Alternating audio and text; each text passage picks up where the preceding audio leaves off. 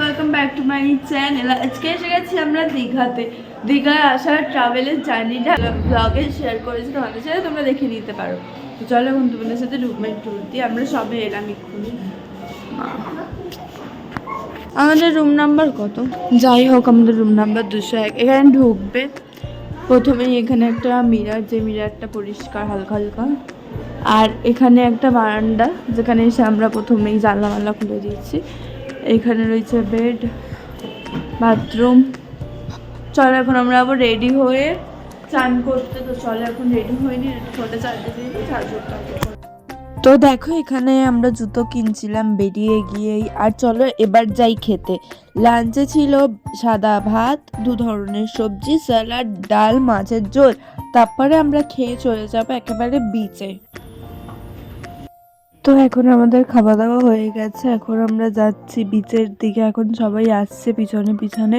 তো চলো এখান দিয়ে টোটো পাওয়া হেঁটেই চলে যাই বিচে। আমাদের হোটেল দিয়ে বেশিক্ষণ দূরে বিচ ছিল না, তো আমরা তাই টোটো করেই চলে এলাম।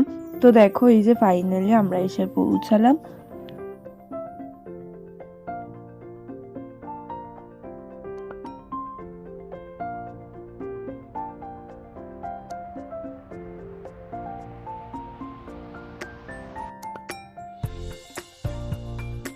যেহেতু মা এই বছর বিচে নামবে না, মায়ের যেহেতু প্রচণ্ড শরীর খারাপ, তাই মা সমুদ্রে চান করতে নামেনি।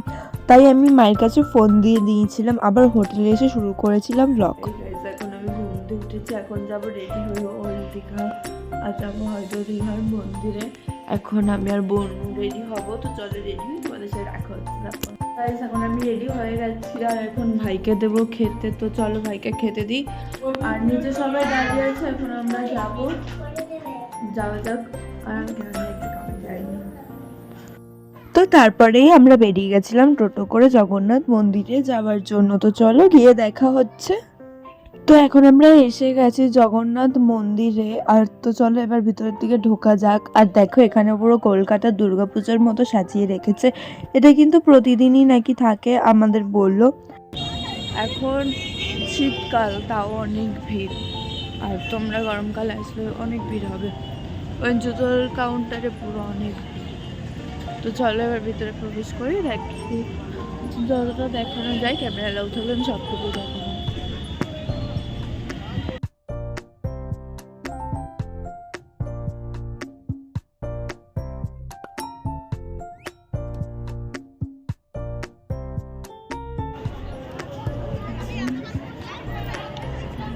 এটা থেকে তোমরা পয়সা পেয়ে যাবে, নিয়ে নিতে পারো। আমাদেরকেও দিয়েছে, আমরা কালকে পুজো দেবো যদিও। সো ফাইনালি এখন আমাদের ঘোরা হলো, খুব সুন্দর করে ঘুরলাম, আমরা প্রসাদও পেয়েছি, তোমরাও আসতে পারো। তো চলো লাস্টবারের মতো টাটা করে দিই। আর এখন আমরা টোটো করে চলে যাবো দীঘার সি বিচে একটু মাছ ভাজা খেতে।